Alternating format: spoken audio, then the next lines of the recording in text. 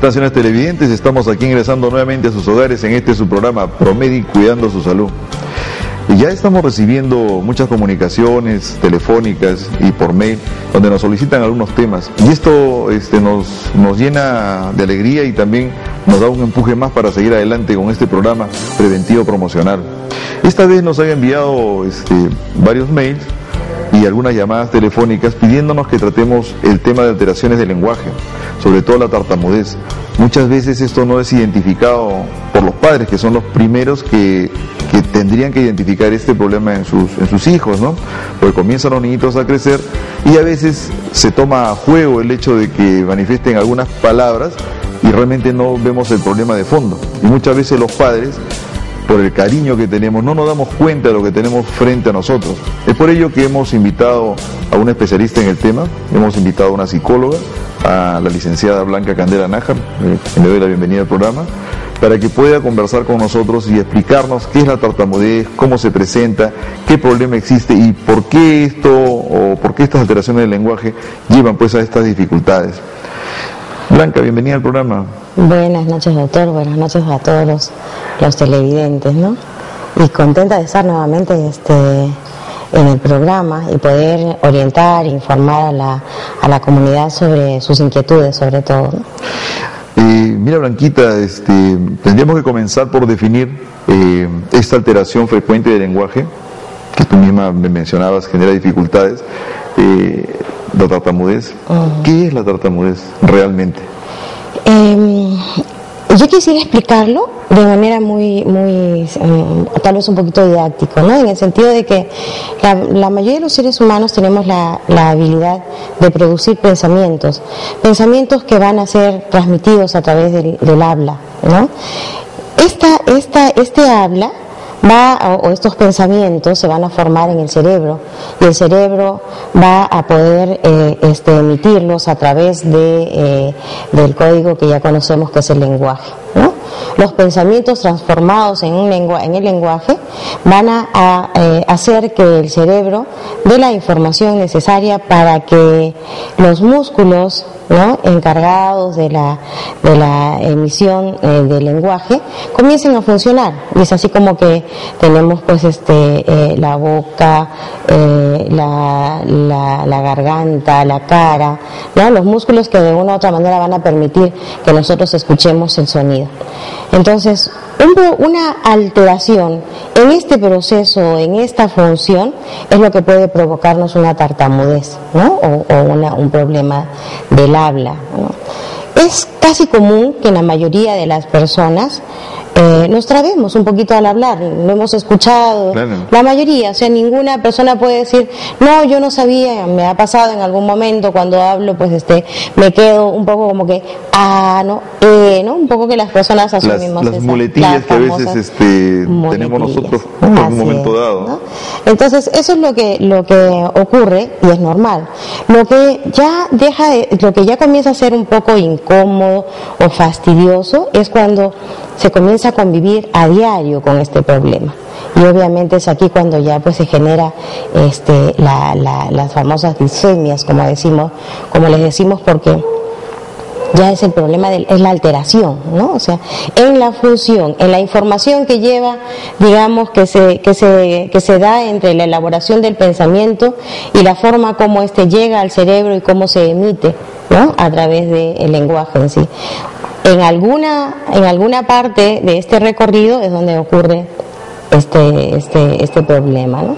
Que esto se puede corregir en la medida de que se pueda detectar a tiempo también, ¿no? Ya, esto se manejaría con ejercicios, ¿no? Porque imagínate, o sea, la persona que tiene este cierto grado de tartamudez, sí completa el mensaje, ¿no?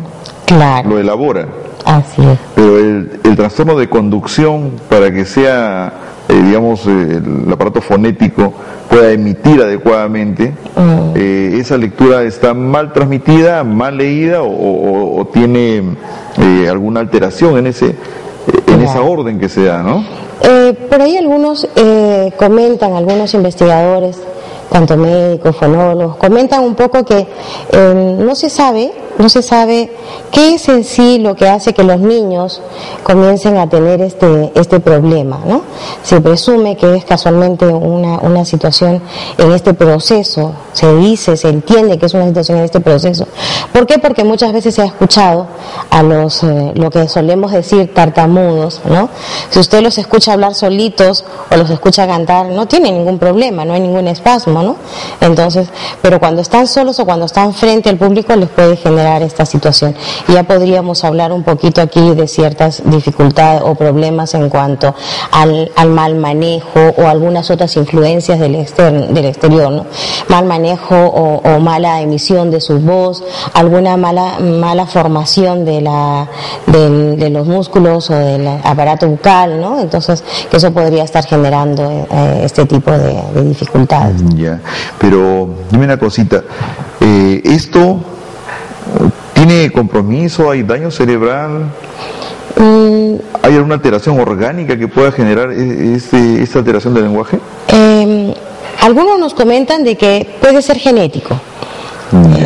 Suele decirse, y habría que el televidente podría analizarse, ¿no? En el sentido de que los niños que tienen tartamudez ahora habría que buscar en la historia de los padres si es que también tienen se han sufrido de tartamudez.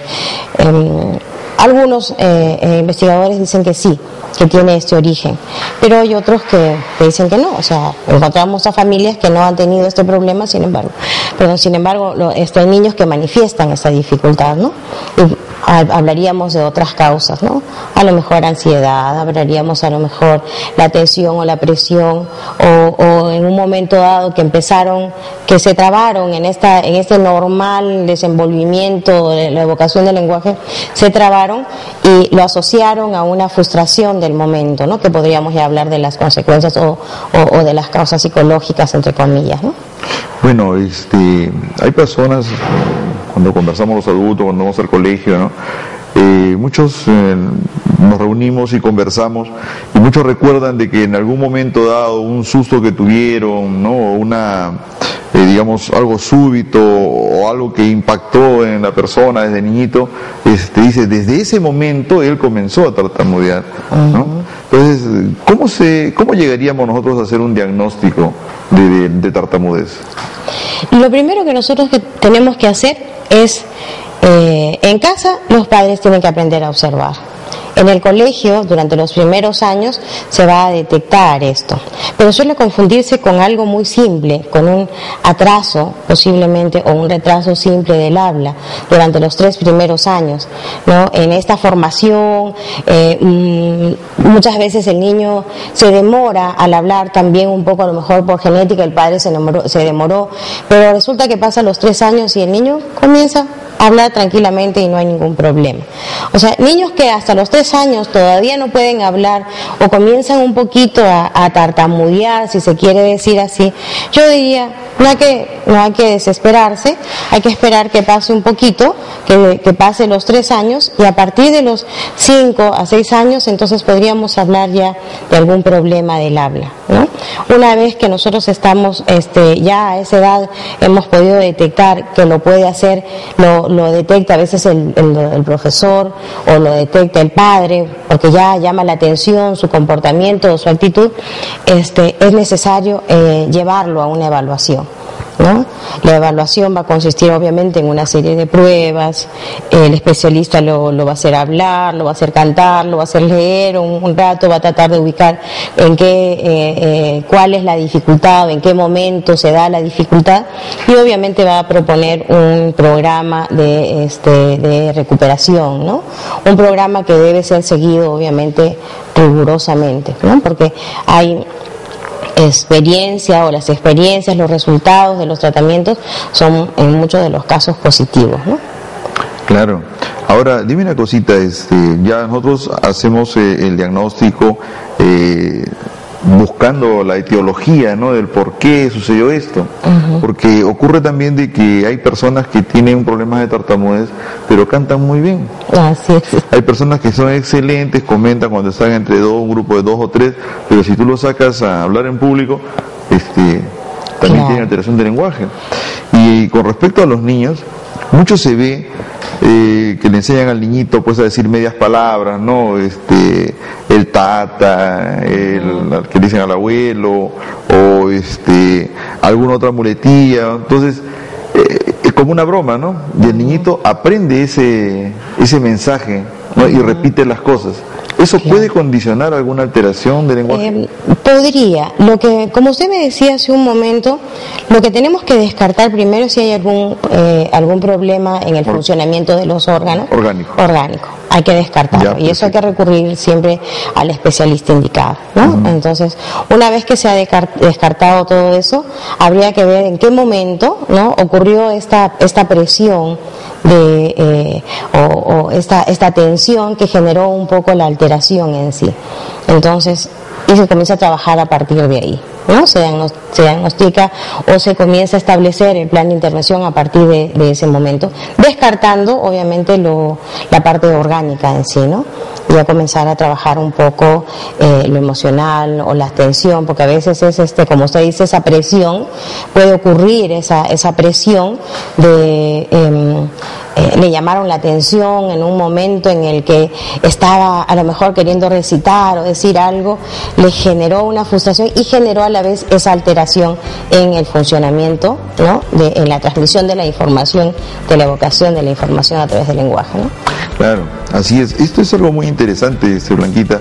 Vamos a hacer una pausa comercial y retornamos para seguir conversando sobre este interesante tema de alteración del lenguaje. Retornamos.